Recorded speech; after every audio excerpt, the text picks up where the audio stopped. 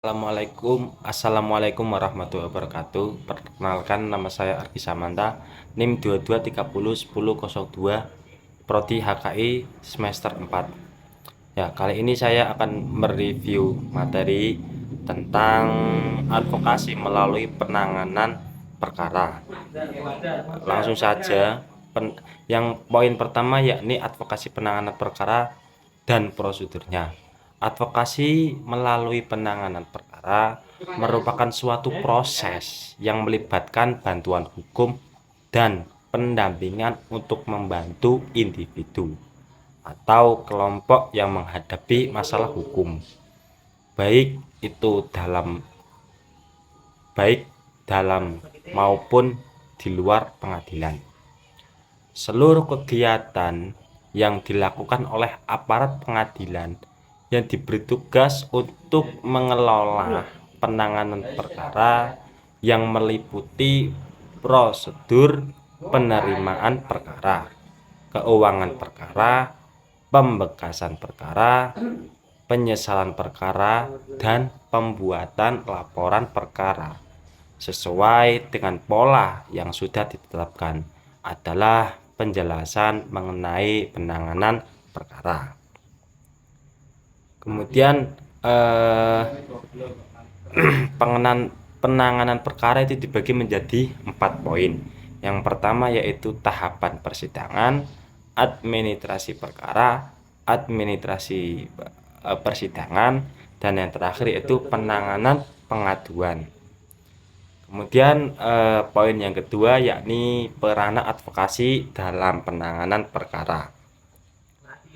Peranan advokasi ini menjelaskan tentang bagaimana pentingnya advokasi dalam masyarakat untuk memperjuangkan hak individu ataupun kelompok, serta bagaimana advokasi ini dapat mempengaruhi kebijakan publik, meliputi contoh kasus, teori, dan juga strategi advokasi yang efektif. Peranan ataupun fungsi advokasi dalam penanganan perkara itu memiliki 2 arah. Yang pertama itu bantuan hukum secara litigasi dan bantuan hukum secara non-litigasi. Nah, fungsi advokasi yang menggunakan non-litigasi ialah sebagai pendamping masyarakat jika terjadi pelanggaran hukum. Contohnya seperti pendampingan, mendorong masyarakat untuk mengajukan tuntutan. Nah, sedangkan litigasi pada advokasi berfungsi memecahkan penanganan suatu kasus melalui penasehat hukum beracara di persidangan dan penanganan kasus seperti dokumentasi kasus serta membantu menjelaskan masalah hukum.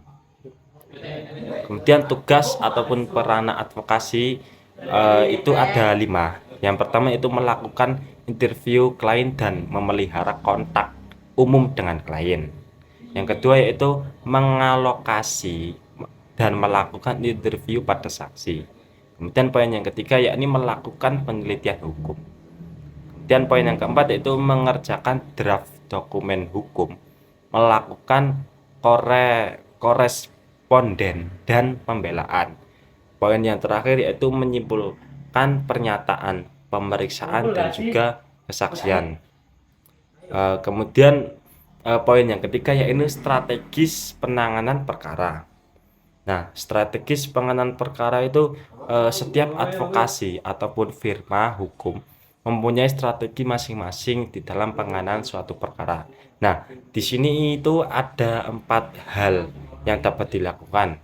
Yang pertama itu melakukan interview, kemudian menentukan forum penyelesaian, kemudian memahami karakteristik perkara, dan yang terakhir itu memetakan pihak ketiga. Kemudian itu saja yang dapat saya sampaikan dari review makalah pada hari ini. Cukup sekian. Wassalamualaikum warahmatullahi wabarakatuh.